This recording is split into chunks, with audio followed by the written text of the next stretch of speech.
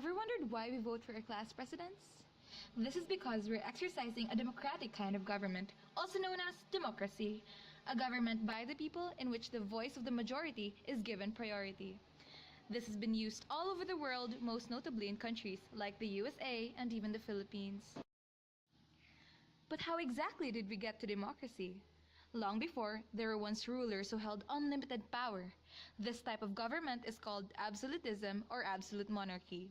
However, because of the endless powers of the ruler, this was bound to be abused and controlled for their own selfish reasons. This pushed the people to come together and fight for their voices to finally be heard.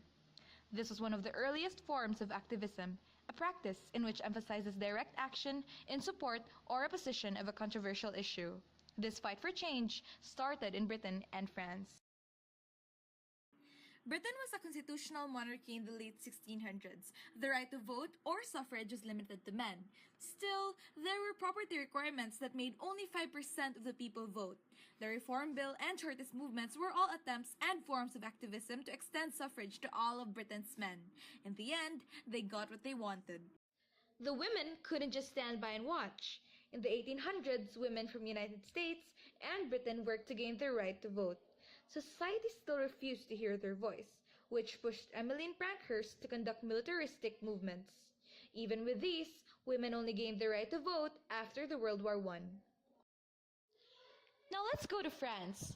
After the Franco-Prussian War, France was in a crisis, and they had to literally change governments almost yearly.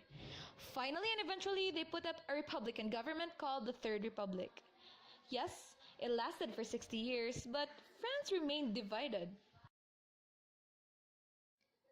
Many monarchs and aristocrats felt threatened by the Republic. Because of this, the Dreyfus Affair, wherein a Jewish officer was framed for selling military secrets to the Germans, served as the battleground for the opposing forces.